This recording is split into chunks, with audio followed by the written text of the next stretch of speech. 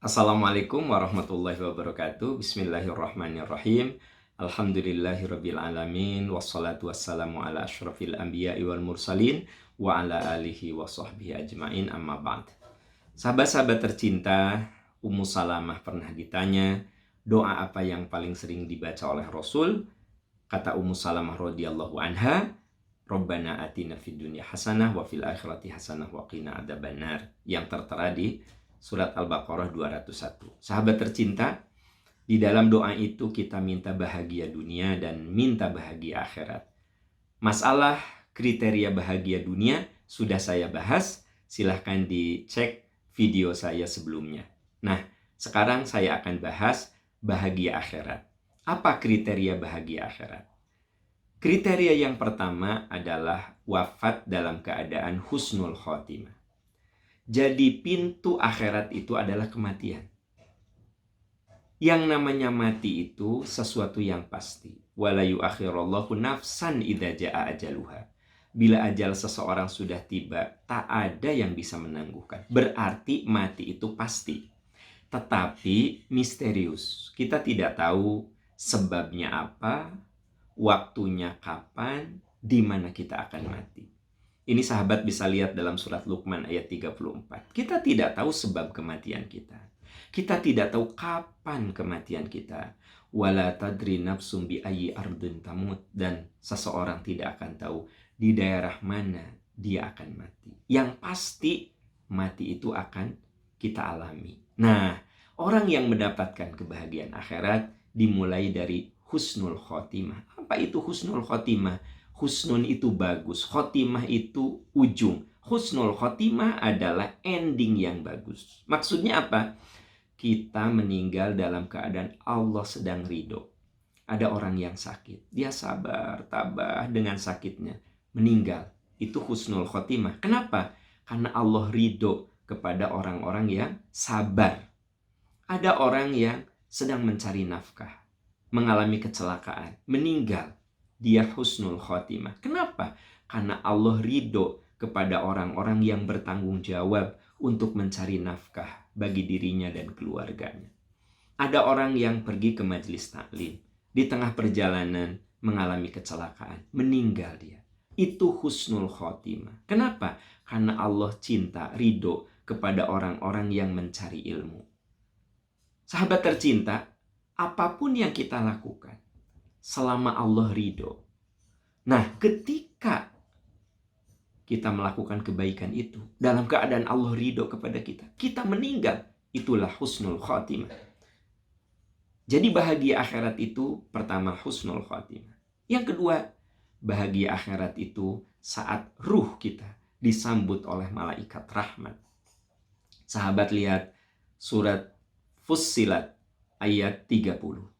Surat ke-41 ayat 30. Innalladzina qalu rabbuna Allah tsumma istaqamu tatanazzalu alaihimul malaika alla takhafu wa la tahzanu wa absyiru bil jannati allati kuntum tu'adun. Orang yang istiqomah dalam hidupnya, saat mati malaikat turun menyambut ruhnya.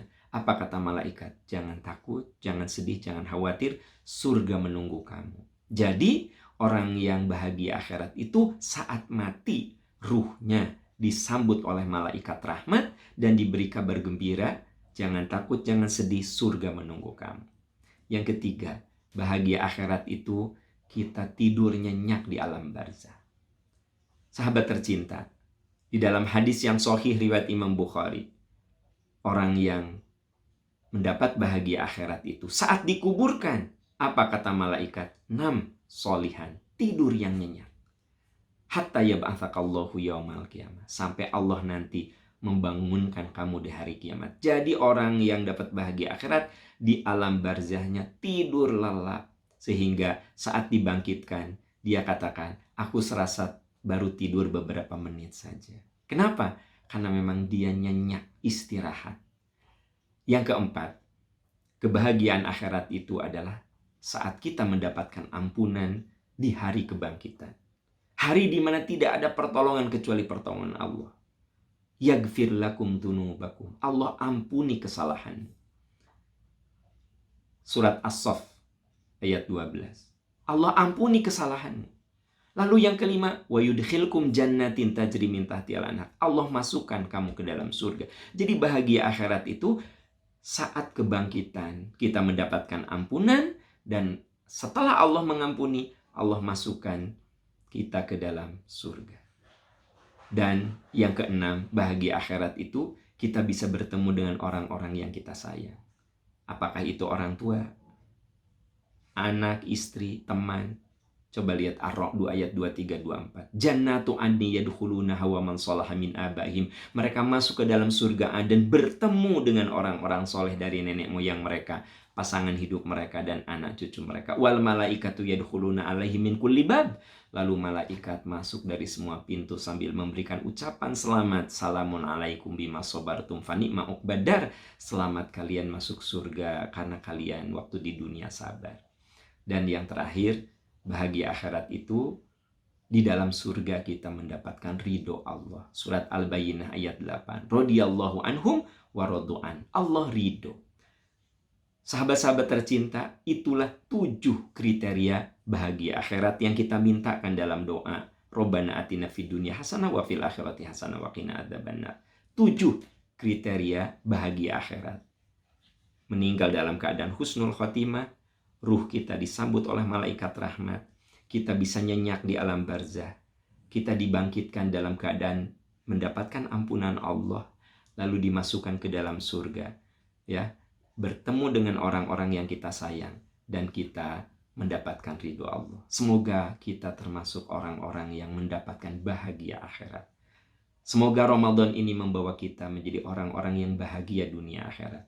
Selamat menunaikan ibadah saum. Semoga Allah menolong kita, memberkahi kita. Subhanaka Allahumma wa bihamdika asyhadu an la ilaha illa anta astaghfiruka wa atubu ilaik. Walhamdulillahi rabbil alamin. Wassalamualaikum warahmatullahi wabarakatuh.